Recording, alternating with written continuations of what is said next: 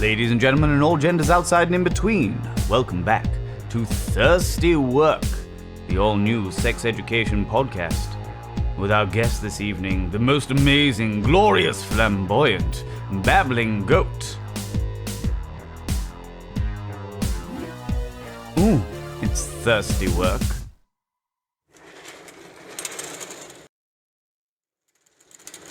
Welcome back, you spectacular specimens of humankind, and thank you very much for waiting for this brand new part 2 of me speaking to the wonderful Babbling Goat at the home of hedonism known as Thirsty Work. I know you're also very surprised to see us going on for much longer, you know?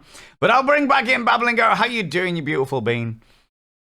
Hello, sorry, I was looking for my socks beneath my table. You're looking for your socks beneath your table? Good lord. Good Yes. lord. And also, how dare you apologize in my presence? You know how I feel about those things. You know how I feel about these things. Dear Lord. So for those people that are not aware, this is part 2 of the podcast, which we've had to separate out because of time, with the amazing, the glorious Babbling Goat. Babbling Goat, would you like to introduce yourself again, tell people what you do, and let everyone know where they can find you as well? Yes. Hello, everyone. My name is Babbling Goat, and I'm a lecturer at universities, companies, cities, and states. Within, for example, but not limited to LGBTQIA plus, social psychology, behavior culture, organizational culture, and more. I'm also a streamer here on Twitch. We're focused on education, community, love, and support every Tuesday, Wednesday, and Sunday. And I also love the movie Hook just a little bit too much, which is probably a bit unhealthy because I love it so much I have it tattooed on my arm.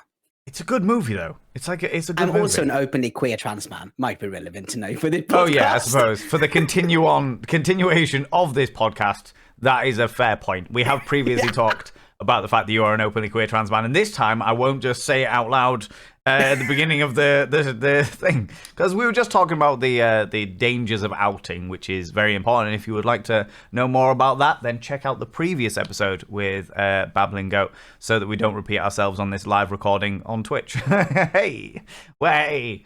So talking about like the fact that you are openly a trans man. The fact that you knew from a very, very young age about the fact that you were a trans man, and you've always been quite open with it, and been, as I previously stated, a standard bearer for I suppose for people to get to have somebody that they can identify with, and even if they're not ready to come out themselves, or they're not entirely sure where they stand in regards to the whole gender thing, which is in and of itself a massive, like, I vastly underrated the scope in which gender can play in somebody's understanding of themselves.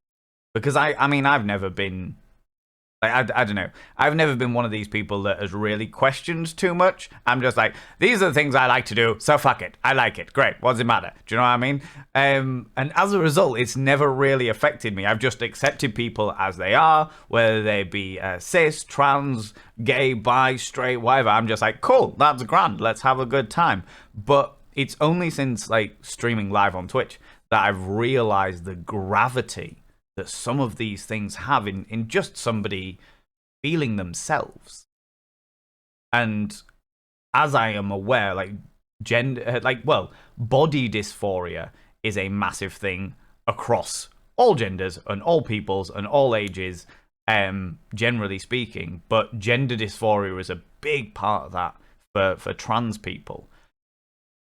Like, we talked earlier about the fact that you had 2 sets of top surgery, and the second one made my little heart weep, and turned my brain into a jam, and it leaked out my ears because it was just so fucking good to see you so happy. Like, the jealousy I feel of the fact that I will never feel that happiness is unreal. Do you know what I mean? But have you had any major issues other than that aspect? Have you had any major issues yourself with gender dysphoria or body dysphoria in that regard? Yes. Okay. But it's often very, like, a lot of people feel gender dysphoria regarding their identity, yes, which I've had a lot of gender dysphoria regarding my identity, that society doesn't see or did not see me as male, but I am a male, for example. Mhm. And when it comes to body, it's called body dysmorphia. Ah, So okay, my bad, very, my very bad. close, but it's it's super close. It took me so long to learn, don't you worry. But body dysmorphia, anyone can have body dysmorphia, just as you said. It is very common for pregnant women after pregnancy.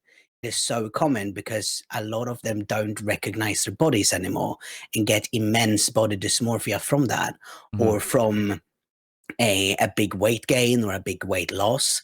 It is also very, very common to feel a very, very strong sense of body dysmorphia.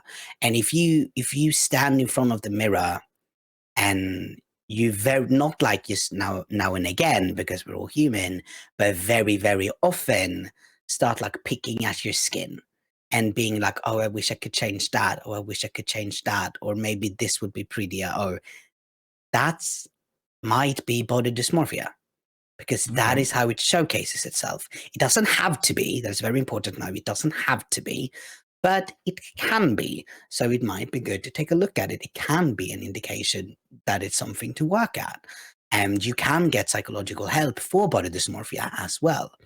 But so if you stand and like, oh yeah, I wish I could change that, I wish I could change that, I wish I could change that, that can absolutely be that. So for me, it's always been my chest. Yeah. Mhm.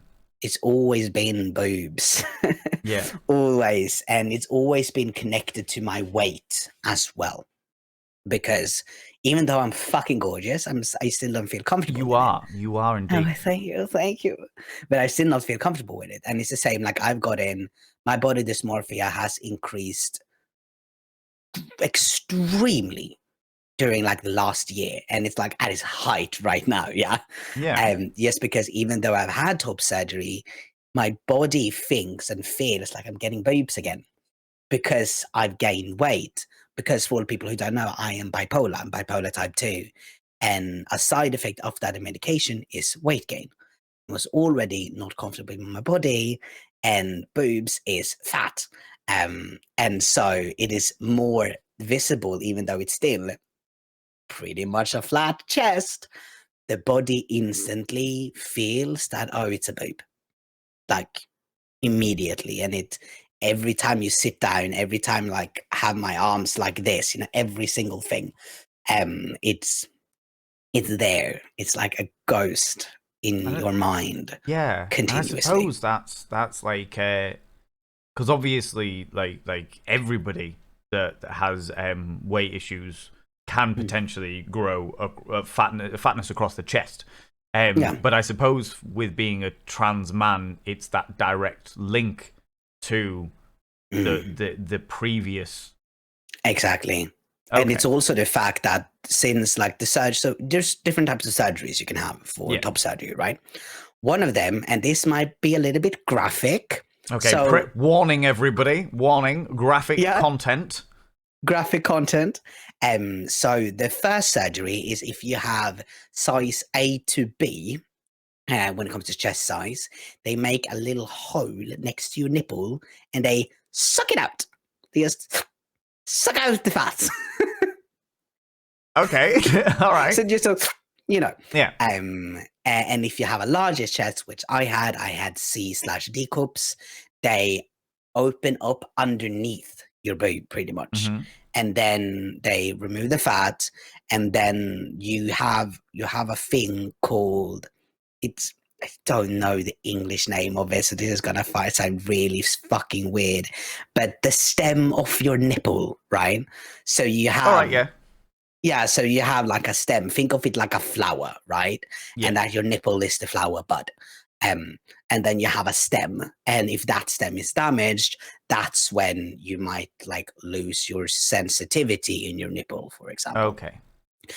So they really need to make sure to not touch that. But generally after top surgery, it can be expected that you are going to lose sensitivity in your nipples. Like you are. There's a certain percent chance, as somebody who's had their nipples pierced twice, like there's a chance of losing all sense. I lost, I don't know, maybe 60% of my sensitivity when I got my nipples pierced. So Yeah. like I can still feel stuff, but it doesn't make the ooh kind of thing anymore. Yeah. Do you know what I mean? Like it doesn't No, have that. it's the exact same here. The exact same. But so what they do is they open it up then, and then they sew it back together. But when there's a scar, right, and especially a scar like that, that place isn't going to stretch in the same way because it's more rigid, but because it's scar tissue. But since it is on your chest and the fat always gets stored above it, since you put the line underneath it, that means that it becomes an overflow at the top. It Yeah. makes it even more look and feel like a boob. So that is also like, because of course it's Adds to it. yeah, of course gonna add to it. And I don't feel it on my right side, but I feel it on my left side because I have the hole. So I have a hole, like if you can see my chest, I have a hole here. Yeah, so this is my chest. Right, for those people that are listening in the podcast, it is just about 2 inches away from nipple towards sternum. Yeah. I'm guessing from what you're indicating here. Yeah. So that's, and then to the right of the nipple, you usually have like some tissue, right? Yeah. That goes then to the middle. I have no tissue there. It is just a hole. I'm now feeling my own chest. Yeah. Okay. They just go straight in because that's where he removed too much. But there is still on the left side. It makes it look like a bulb and then a side boob. Okay. And so that then my brain connects all of that together. And when you look in mirrors, there's of course a larger shadow because you have a scar there, which makes it look like an over, you know, like, and it goes round and round and round. Also, graphic content warning done. Graphic content warning done. For those people that are watching the VOD, I'm waving, which means that we're done with the content stuff. It's interesting because like I'm not like talking the body dysmorphia side of things, but certainly something that I realized at a young age when I was a teenager, because I was very, contrary to popular belief, I was a very self-conscious teenager. I know it's hard to believe because, you know, I'm so unbelievably amazing. But at the same time, like... I mean, that's just truth, right? That says in the law book. It's just basic truth. Yeah, and the dictionary is just amazing. Valen Vain. Exactly. Picture here, you know? And it was really interesting because I remember like looking in the mirror and like glaring in my eyes and being like, I am hollow. I have nothing to offer the world. There is not the classic teenager morbid cries of anguish for no real reason. Well, for me, there was no real reason. I'm not saying that all teenagers have no real reason. And I was looking like at each individual part of my life, my entire body that I didn't like. And I took a step back and I closed my eyes and I opened my eyes and I looked at myself as an entire picture. And I realized at that moment that when we look at other people, we look at other people as pictures. We see the entire thing. We see a whole human being, everything they're wearing, everything their face is doing, their hair, the way their hair is, the way their facial hair is, the way their makeup is, like everything about them. We see everything as one whole picture, and we go, my God, that looks amazing. When we look at ourselves, we look at the independent parts of us.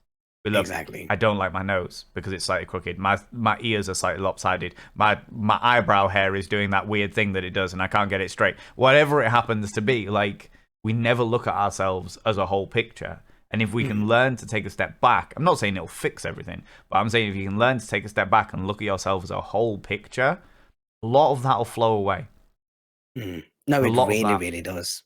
Like, I'm trying to learn that as well, to just look and be like, because I know I'm fucking gorgeous. Okay? You are. I'm gonna take a page from your book because I'm fucking gorgeous.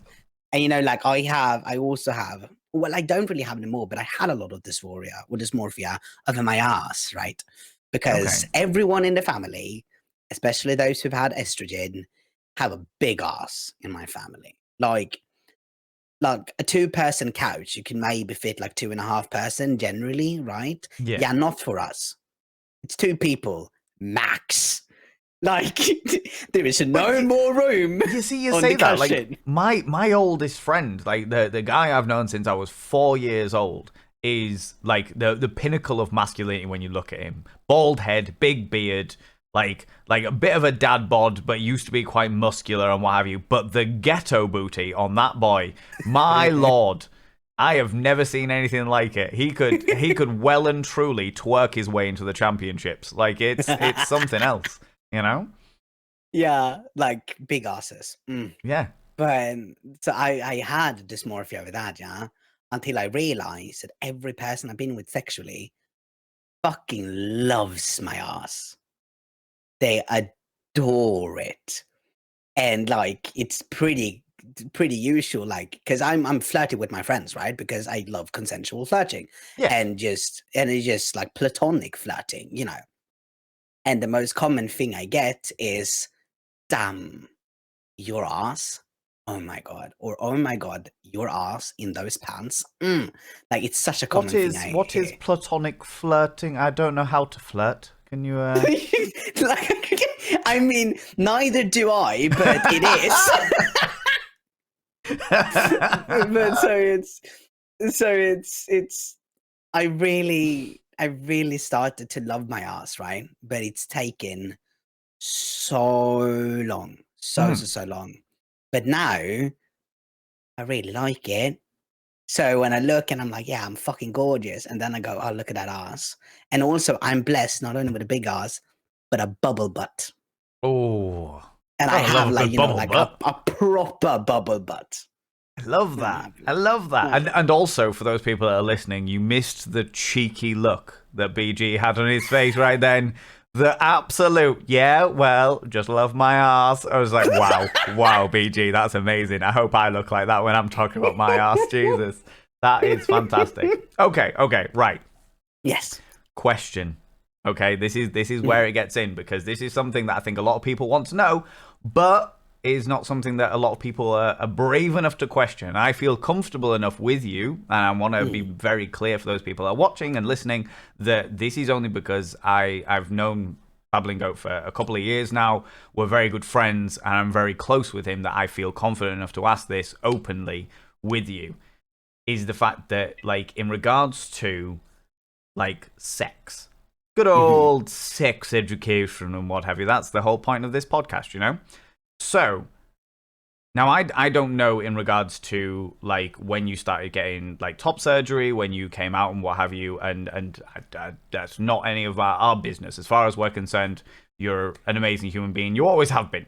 But have you, like, has there been any difference between you sexually in your dead self versus your true self? And I hope that those are the right terms.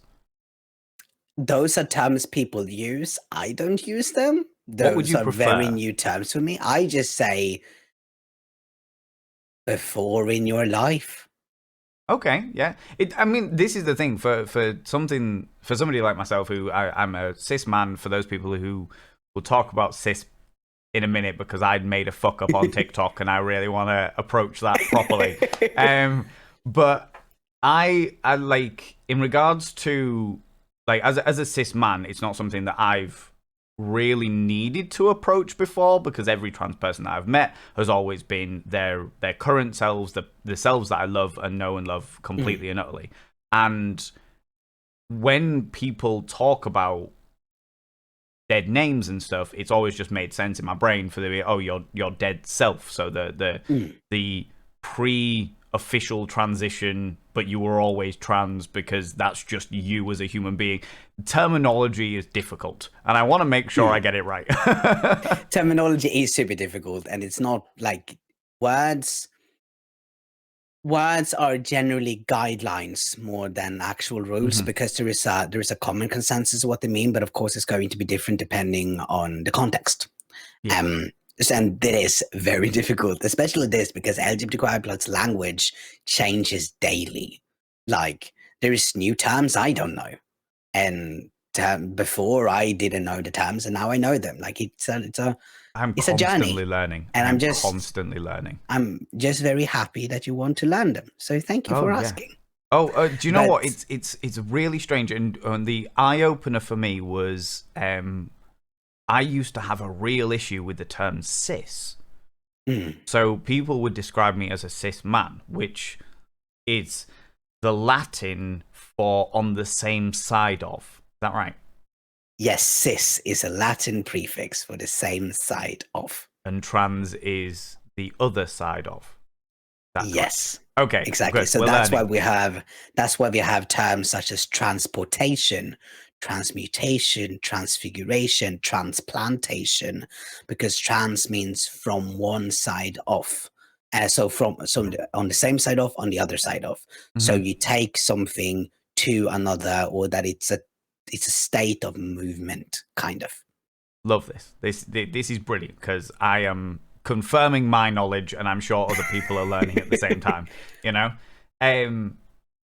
Okay. So yeah. So when I first came across like cis, and as a cis man, it was in a very negative, very slurring fashion. I was out in a gay bar having a good time with some friends, and a trans woman said to me, "Oh, you're such a cis man," and but in the context was very derogatory. Yeah. And that happened 2 or 3 times, and I was like, "What the fuck is this?" Like, I didn't look into it. I was just like, "Okay, this is a slur for me." Whoever, like, whatever that happens to be. And then having been on Twitch, we've got a very big trans community, which I fucking love dearly.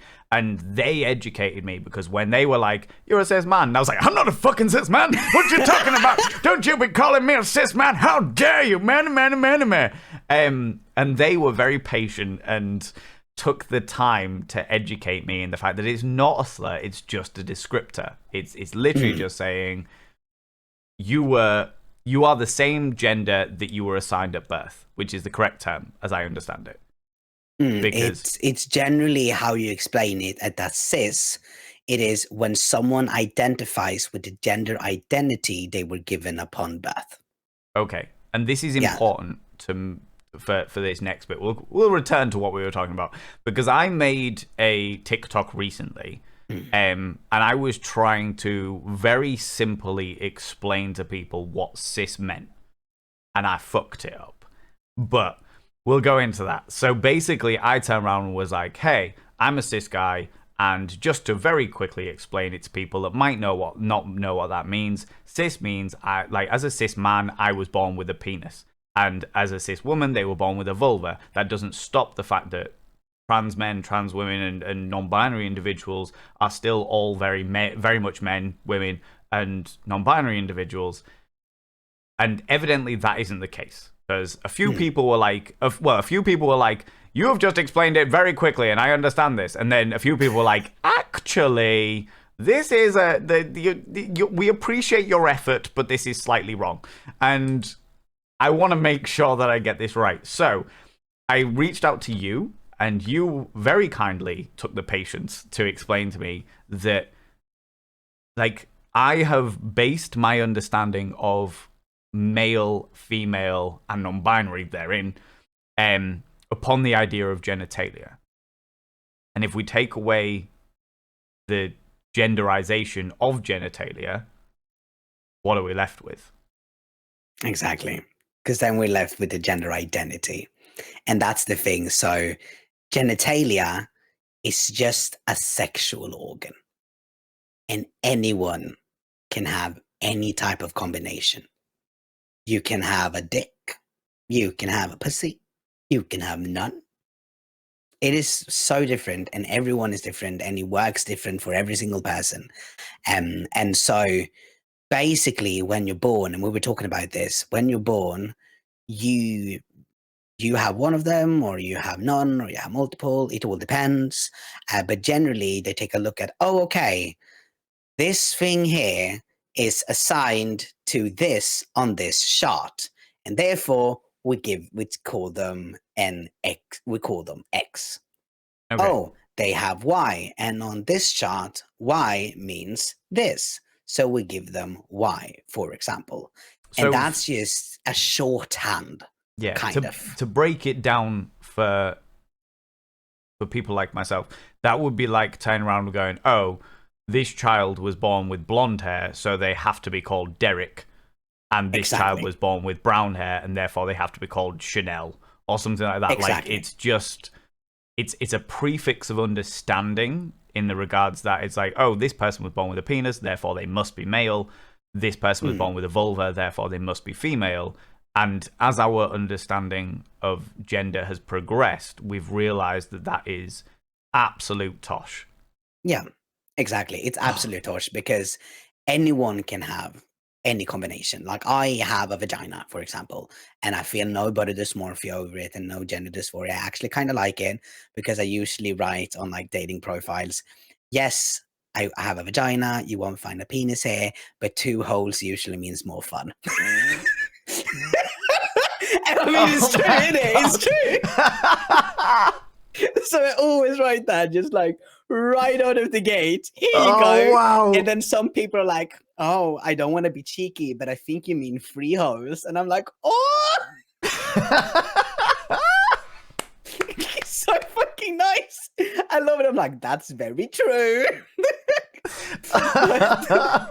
So like, I have no dysmorphia over that, right? Love it. So just because I have a vagina doesn't make me less of a man. No. And just because I was born of it doesn't make me less of a man.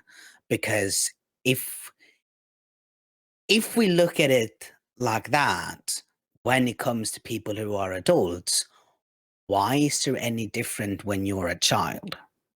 Because if we're going to put that then that, oh, but it is different when you're a child. Okay. But then if you're born with blonde hair and your hair changes, because generally it changes throughout your life, just genetically, and you're a brunette now, no, but you'll always be blonde because you have blonde hair when you were born.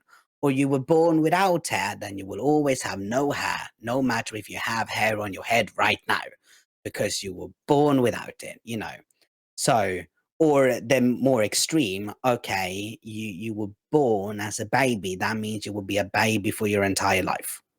I mean, Like- my mother always calls me her baby, so I don't know whether we can argue with that one, but good point. But like, so we all change. Like, so yes. if we're going to have a difference when you're an adult, there has to be a difference when you're born as well. So like there are people who are born with none of them or have to have it surgically removed when they're children, for example. But then would also be like, okay, but what if we're really going to break it down? What does a penis look like? Okay, a penis when you're born has foreskin, but if you remove that, do you really have a penis then? Because it's not the same. Like if you're really going to break it down like that. Well, this is the really interesting thing because I mean I've been reading this book as anybody who follows my social media is very aware. Come As You Are by Emily Nagoski, and there is an entire section in that book where it shows the development of genitalia. And like the crease down the center of the scrotum is actually where the 2 labia meet and fuse together. And the testicles become the ovaries. And the clitoris is basically the same structure as a penis, but in a different... It's all... And the fact that, realistically speaking, when you actually break down that a little bit further, like... I have a penis, but my penis isn't the same as other people's penises. No vulva is the same. We are all thingies. And every single one of us have nipples, despite the fact that people who are cis men have no need for them. They're literally pointless.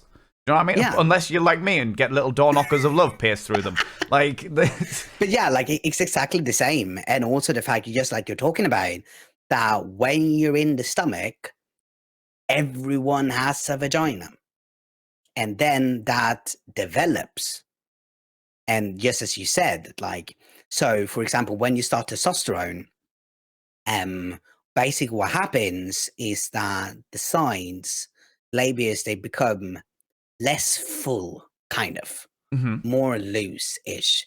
And the clitoris, grows out, like it grows outward. Because if you have a clitoris, if you've been with someone acid, you can feel that it kind of goes up a little bit. Yeah. And when you get horny, it becomes erect. And so when you're on testosterone, that grows out of the body. So, and here's very graphic as well. I think mine has grown like that much out of my body. For those people that are listening, we're talking like an inch and a bit, like a good maybe two. Maybe. About, I would say maybe like 5 centimeters. So 2 inches. 2 inches. Yeah, like it's grown out, you know, and it's becomes bigger in size. It gets its own foreskin, you know, like the whole shebang. Well, the clitoral hood is the equivalent of a foreskin. Yeah. Yeah. Yeah. So, like, I needed to learn when I was 20, how the fuck do I clean that?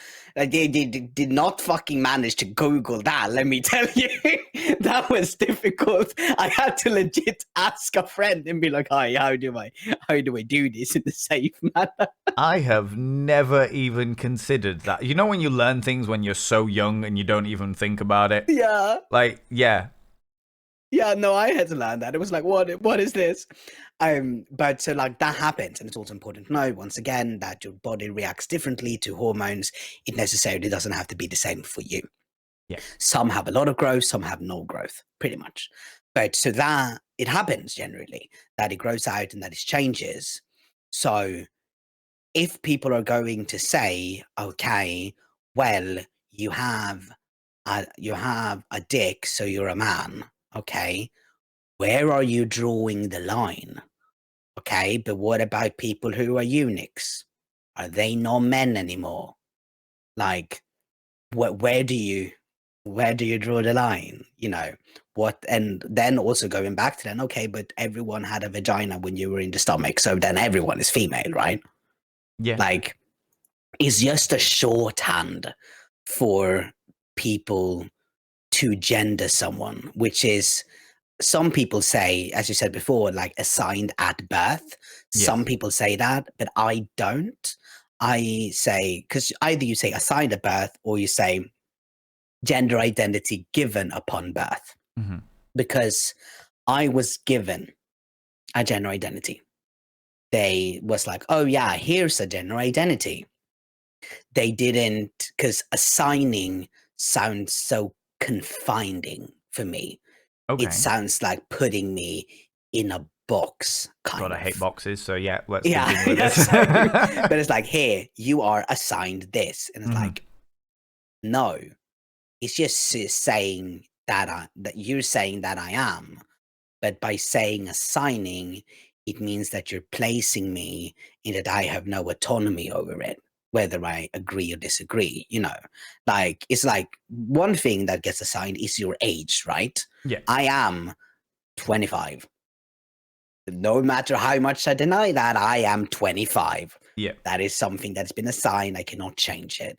So when someone says assigned when it comes to gender, I'm like, no. It was a gender identity society gave me. But it's not my gender identity. They didn't assign it to me. This is where it gets really interesting. Because when you were talking about like the age side of things, like you are 25 years of age and there are 12 months in the year, but there used to be 10. Yeah. If you go back in history, there used to be 10, and then 2 very arrogant Roman leaders went, well, I want a month named after me, and shoehorned their own month in there. And it's just like, when you think about it, like it is just what we designate as human beings in order to understand it. And what it comes down to, and this is something that I am constantly learning, is the fact that we human beings assign things so that they understand things.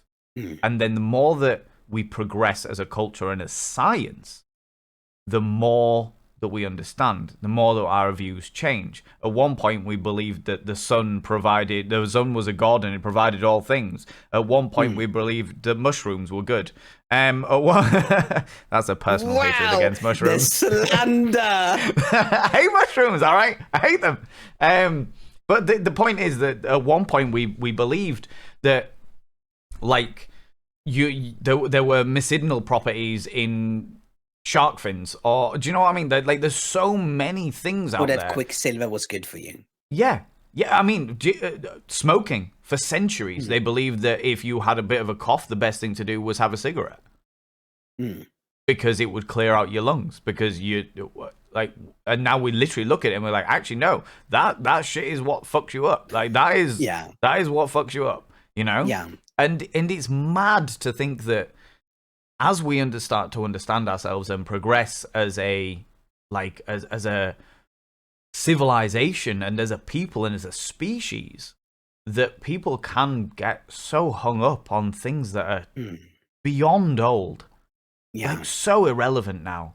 And it's just like, take a moment. Me as well, me included. Like, here's me going, well, as a cis man, I was born with a penis. Well, if I take away, like, you're right, if I take away the gender away from penis and vulva, what am I left with? Well, I'm left with people.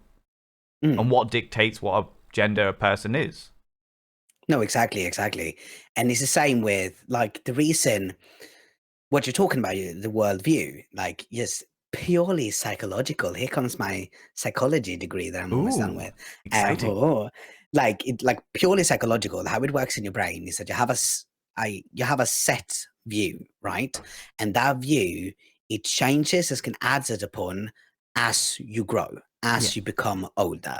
You learn certain things. So, for example, you can be very, very scared of something, right? Let's say you're very, very scared of water and you avoid water because in your worldview, water is dangerous. But then you get into water once and realize, hey, it's not dangerous. Then that changes your worldview, right? But the worldview you have as a person is like, it's like a building made out of blocks. Like, it's like a Jenga block. Like, to change something at the top, it is going to affect something at the bottom. So every single time you change something, you have to rebuild every single thing that is related to. And some things are going to be easy to just like put in, right? But other things are going to connect it to so many other things that you become completely, oh, I don't know what to do with this. Oh, this is too much. Oh, and then you just don't know what to do because it changes so much in your brain. And suddenly there's so many things you have to question. So many things you have to change, which is what the brain does then is that it takes the quickest route out. So you hear A has to change your worldview. So then you grab the thing that makes you have to do the least amount of change in your brain, because that is an easier task than rebuilding everything. So then you grab that and you're like, oh, it's like this. So we try to connect it together to understand it. And then if it's not, then you have to rebuild deeper and deeper and deeper. So when you talk about complex things such as these, it is a lot of things you have to relearn. A lot of parts of your life you have to challenge. And the bigger the thing, the more difficult it's going to be to challenge it. So that is why people like can easily get like hung up, because they try and grab this thing because your brain is continuously desperate of trying to make sense, of trying to create a whole picture. That's why, for example, if you look on like a white sheet of paper and just look at it in a certain angle, you are going to see lines, but the lines don't exist. Or that it's lines on one page and you're going to apply it to another part and you think there's lines on both sides, but there is not. It's just your brain. Like optical illusions where it's like, here's a load of stripes of colors, and if you put different colors next to them, they change, and it's just like, no, it's the same color. Yeah. Exactly. It's just your brain desperately trying to make sense of things and to connect things with as little work as possible. And it does the same when it comes to these type of things as well. That is just desperately tries to say, okay, how little can I change for this to make change? And then so when people say, oh, it's like my entire worldview has changed. Yeah, that's because they had to rework so many things, because this tiny little thing that challenged them connected to so many things they had to change. People are afraid of change. Oh yeah. And that is because it's heavy. It's a lot of work that you have to do. And so we apply our knowledge we have on other things as well to understand around it, because once again, the brain wants to understand.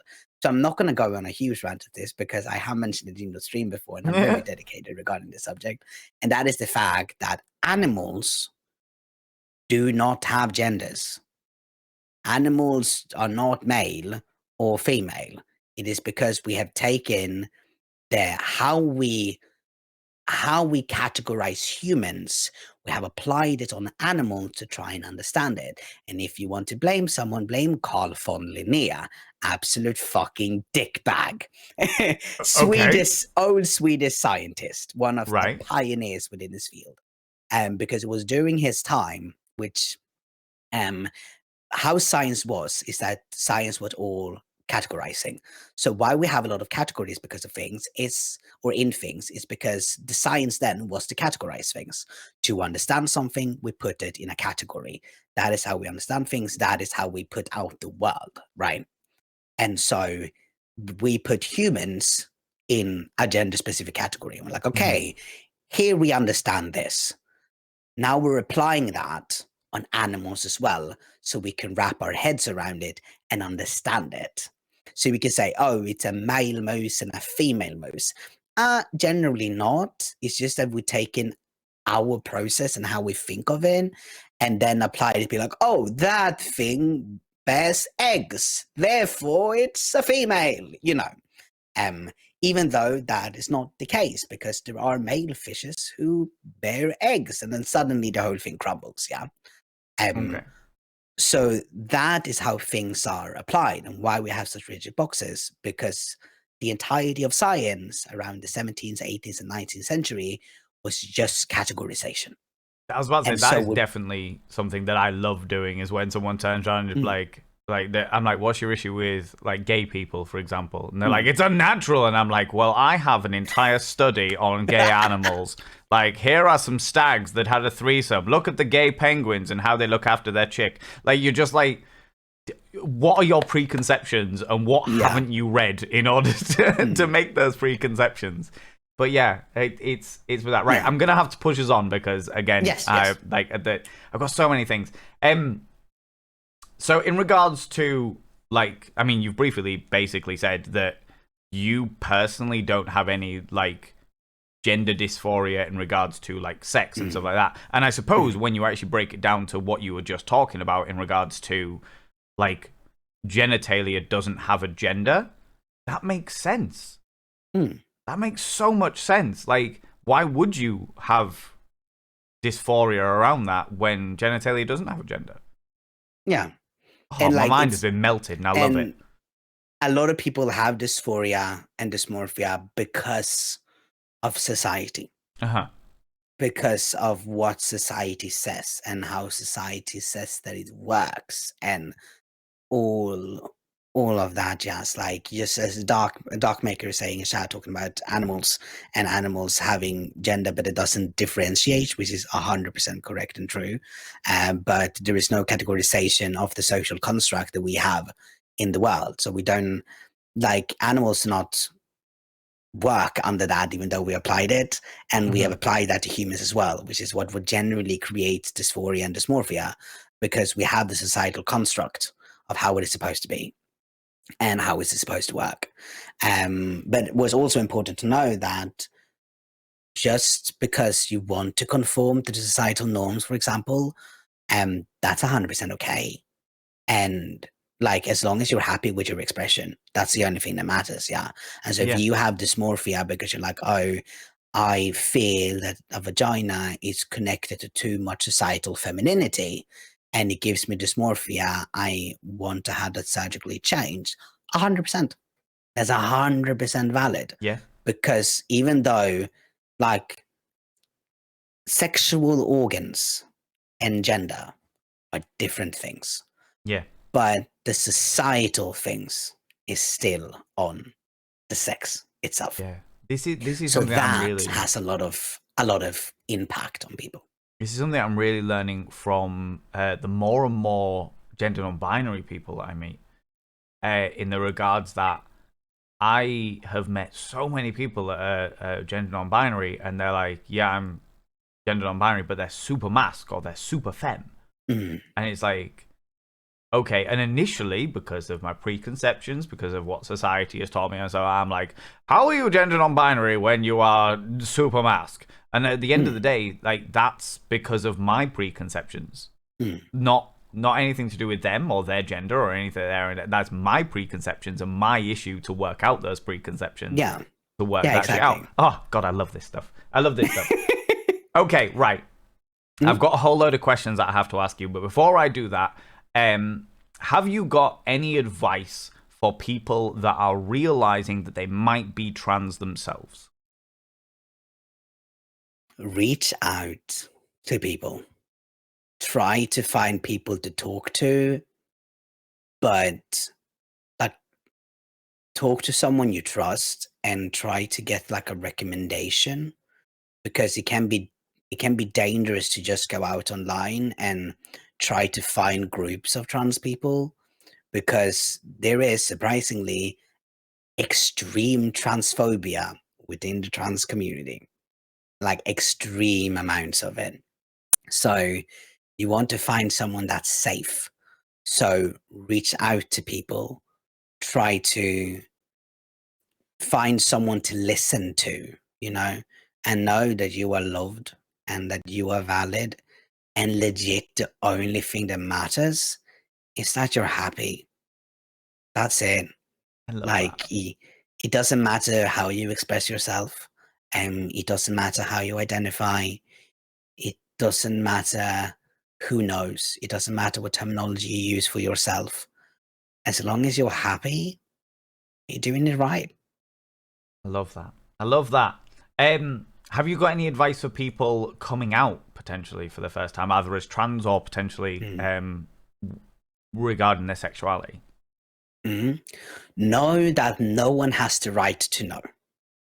You give the privilege of them knowing, but they have absolutely no right to know. If you don't want to tell them, they don't need to know.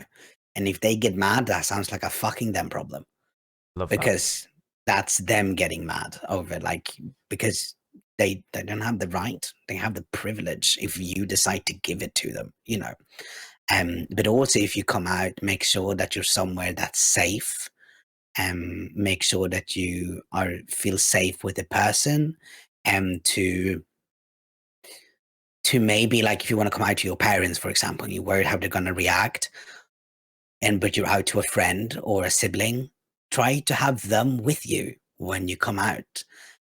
Come out to someone in a public space, for example, because that can limit how they can react, like, and it will put you in a safer spot. So maybe do it at a cafe, for example, or have people with you that you trust. And once again, if you don't want to tell them, they don't have to know. It's Love completely that. up to you, but make sure that you're safe. Safety first. Because Always. that's another thing that I've learned from the community is I'm like, always be yourself. And I'm like, actually, there might be some connotations there that we should really analyze. Cool, right? I've got a whole load of questions here from the community. For those of people that are listening to the podcast, at the beginning of our recorded live streams, I asked people whether they want to ask any questions, and a whole load of you have. So I'm going to whip through these and get through as many as possible. Let's go. Captain, good to see you. As a trans man, I'm currently waiting to get my initial gender clinic. What advice do you have for me and other trans people to help them fight off the dysphoria while waiting for that important first meeting? Try to find what makes you identify with your identity. So, for example, a lot of trans, like, let's say like a trans man, right? And you identify with parts of the entirety of societal trans norms, for example. Well, not norms, but never mind. They don't know how to say it in English. Okay. But masculinity, that's what I want to say, Yes. with masculinity as a whole. What type of smells makes you think of masculinity or makes you feel masculine? Okay, buy a shampoo that smells like that. buy a body lotion that smells like that? Is there a specific brand of deodorant that you connect with masculinity? So, for example, my dad always showered with Head and Shoulders, right? Always, every single day. So I bought Head and Shoulders because that was masculinity for me, right? Mm-hmm. Um, so try and find things that in your everyday life makes you feel masculine or reminds you of the gender identity you want to have, right? Or gender identity that you have, the gender identity you want to be perceived as by the world as well. So find everything. Find deodorant, find hairstyling products, maybe different types of like how you style your hair, different types of clothes. Um, Maybe if there's some specific way to sit that makes you feel more masculine, then do that. Your body language. Look at all these types of things that you can change here and now.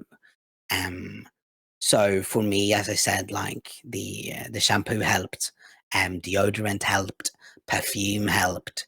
All of that just really, really helped me. So try and find that in your everyday life, and it will. I promise, it will help. It will help. Amazing, thank you. Next one.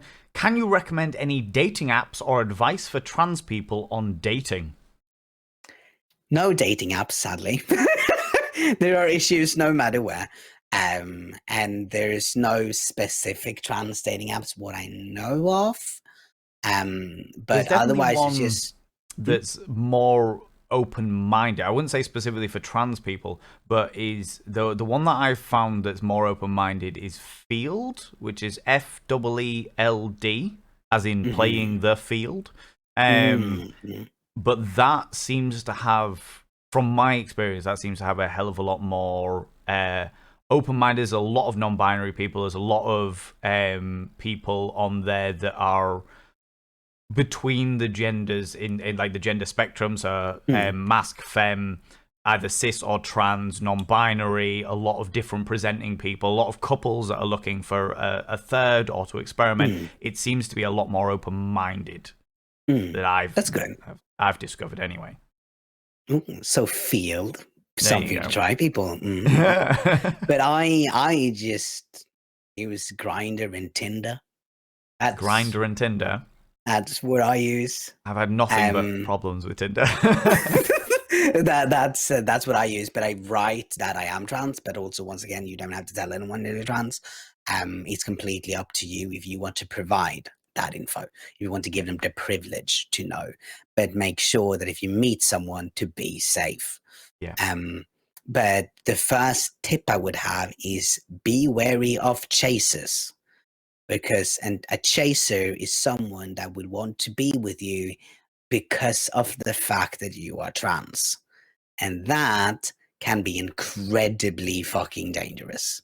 One of the things So, I did want to speak to you, but we definitely don't have time for, so I'm going to have to pull you on again at some stage, is the fact that there is a genuine issue with the fetishization of trans people. It is, it's so rampant. It is so extreme. So if you find someone that says that, oh, I've always wanted to try it with a trans man, red flag. Yeah. It's a red flag, you know. Yeah. And if you're okay with that, 100% go ahead. I am absolutely not. I am not someone to experiment with. I would caution anybody that if you are a gimmick or a tick box, you should move away from that situation, whether that be because of your gender, your transgender, your gender non-binary, etc., like that, or whether that be because of your race. I know it happens a lot with, especially in the UK, with black people. Is there's I've never been with a black girl before, and that just if you are a tick box, you deserve more than that. You should, in my personal opinion, I'm like, give yourself the respect that you deserve more than to be a tick box on somebody's bedpost. Exactly. And see, like, okay, am I okay with that? Yay or nay? Pretty much. Yeah. But be wary of chasers. First big thing. And secondly, stay safe. You don't have to tell them if you don't want to, but stay safe. If you're going to meet them in a public space, meet them in a public space the first few times, because you never know. And don't back down if you say something that they're like, oh, I'm like, they react to something when you talk about trans. Like, be open, be honest if you want. If you want to be open, do it. And call them out on the bullshit. And also, and this is a part of the trans community, actually a bit of a controversial opinion, but I think it's very important to educate within, is that it is 100% okay to have a genital preference. It is okay to have a genital preference, right? Because once again, genitalia is not gender. So if you are attracted or if you only want to have sex with someone who has a penis, that's okay, because you're attracted to penis. That's okay. But so how it works is that if someone says, oh, I don't want to be with a trans woman, okay? Don't want to be with a trans woman. Why? Oh, I don't want dick. Okay. Not all trans women have dicks. So your thing here is that you are not attracted to dick. That is your thing. So it wouldn't matter who it's on. You're just not attracted to that genitalia. Oh, I want to be with someone who can carry children. Okay. Well, not all cis women can carry children. So then that is the thing. But if you say, I don't want to be with someone that's trans because of the fact that they are trans, then that's the reason, and then that's transphobic. It's the same when it comes with race, for example. So then that is the issue. So it is okay to have a genital preference, and it's okay for other people to have a genital preference as well. But once again, your genitalia does not make you less of your gender identity, but it is okay to have a genital preference. And if it's not okay, then we're gonna go back to the whole thing in like that still happens, but also like in the 80s, like, oh, how can you know you're not X when you've never tried X or when you never tried Y? Yeah. Then we go back to that whole thing.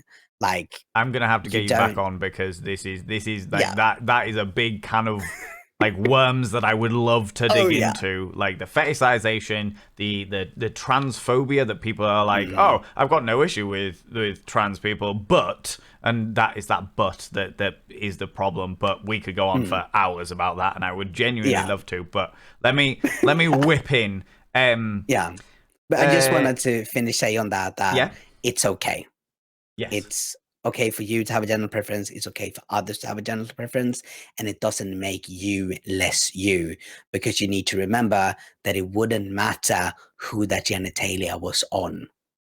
It wouldn't matter in the slightest. So it's okay, and it doesn't make you less valid. I think I will get potentially another 2 of these, but thank you very much. Validity is a big thing that we have definitely, like, I think it's very important in the regards that a lot of people question their validity because of, well, what we were talking about before, like societal preconceptions. Yeah, no, exactly. Okay. How to deal with the nosy people that you haven't talked to in ages that suddenly are checking in, with inverted commas, after you're coming out?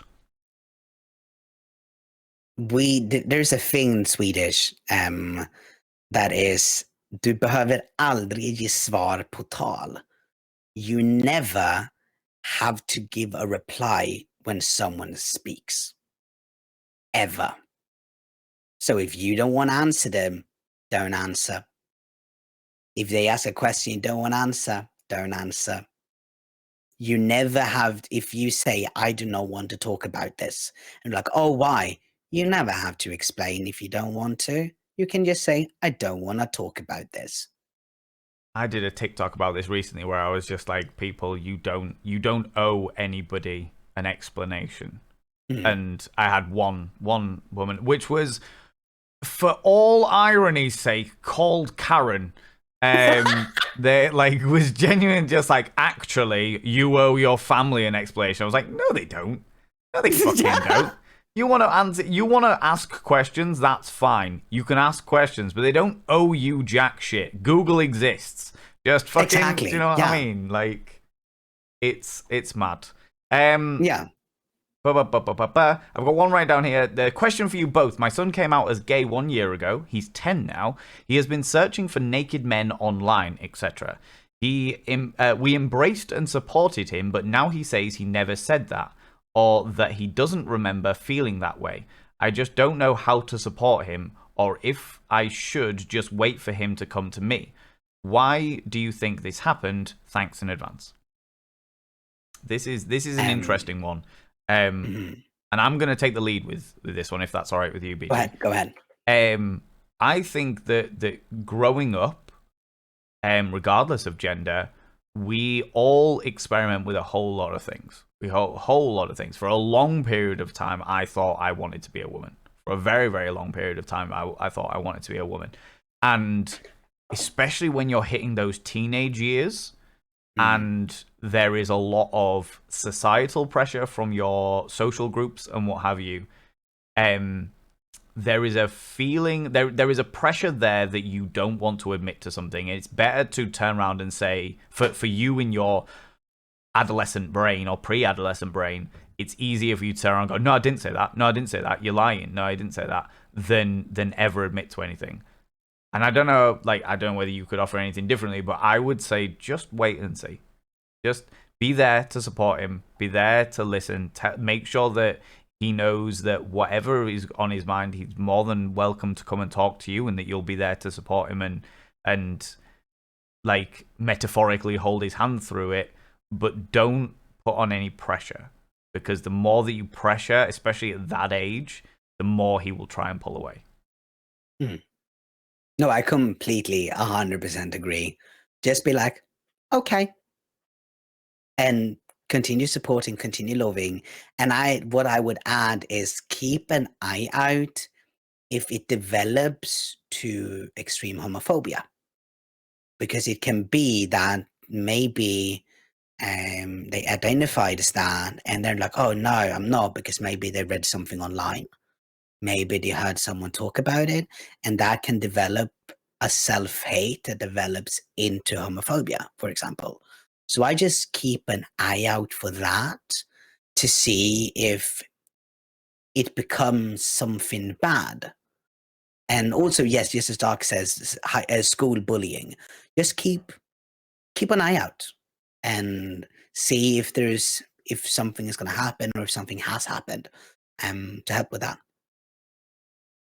Amazing. Okay, I'll grab another couple of these because we are definitely running out of time. I got my binder in the last week, tried it on for the first time, but there was no euphoria. There was also no dysphoria. It just felt neutral and natural. Is it weird to feel no definitive answer? It is not weird at all. It is not weird.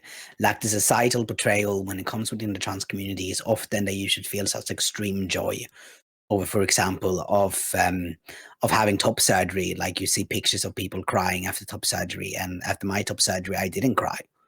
I didn't feel anything. Really. I didn't cry until my second one, right? But no, it's not weird at all to not feel the extreme joy or the extreme happiness or even just a tad of it. It's not weird at all. It's completely normal. We all experience things differently in our lives, and that's what makes us human and what makes it a journey. Because trans, it's not a ladder. You're not, unless you want to say it yourself, you're not finished transitioning, because it's a journey. It is not you have to take X amount of steps to do this. No, it's a journey. Do you want to have hormones? Great. Do you want to stop hormones? Okay. Do you want to have surgery? Okay. Do you not? Okay. It's completely up to you. And it can maybe pause for a while and then continue later, or it's completely up to you. So you feel the joy differently, and that's okay. I'm going to extend that out as well in the regards that isn't actually, well, on the bare bones of things, any different to anybody else. we are all on a journey. We are all on our own journeys and pushing in one direction or another and constantly discovering ourselves and more about ourselves. I mean, hell, over the past month, I have literally had personal realizations that I'd never even considered. And like I said, we're all on our own journeys. And it's I find it doubly interesting, and this is another can of worms that we could open. But in the regards that there are people out there, especially TERFs, good old TERFs, who are like, a trans woman will never understand what it's like to be a real woman. Yeah, well, I will never understand what it's like to be another cis man, because two cis men are different, two cis women are different, two trans men are different, two trans women are different. We are all different people on our own different journeys, and to turn around and make such vast generalizations is hugely disrespectful for the different journeys that we all go through. And I think it's really important to say that, like, yes, we're talking about transgender people here at the moment, but we all go on our own journeys and we all experience things differently, and there is nothing invalid about those things. And as you said about that, like the binder aspect, it didn't make you feel any better, it didn't make you feel any worse. That's okay. That's all right. It's okay. Yeah, 100%. The validity, it's amazing. I would like to thank a whole load of people. Firstly, I would like to thank Kate Sway for all of the graphics that we have for the Thirsty Work stuff, the Thirsty Work podcast. I would like to thank Alexander Devenport for the background we have here on the VOD that you can find on the VOD video editions of the podcast. I would like to thank Mountain Goat for the theme tune, because it's glorious and amazing. Oh, Mountain Goat 69 as well is the official name. You know, he's a fantastic individual. And of course, I would like to thank my amazing guest, Babbling Goat. Babbling Goat, please can you tell people where they can find you? If you want to see more of Babbling Goat, you can find me on twitch.tv/BabblingGoat every Sunday at 3 p.m. GMT +1, and Tuesdays and Wednesdays from 7 p.m. GMT +1. And if you are an educational place, or maybe a company or similar, or maybe someone else is interested, you can always email me at thegoat.babbles@gmail.com. So twitch.tv/BabblingGoat and thegoat.babbles@gmail.com. I love it. That is the most official outro that I think I've ever heard. That was great. And of course, you can find me on twitch.tv/Valen Vain. In fact, you can find me on any social media at Valen Vain. Nearly. There's certain social medias that are not happy with my existence, but we try to ignore those ones. We try to ignore those ones. Thank you very much, everybody. Thank you very much for tuning into the home of hedonism.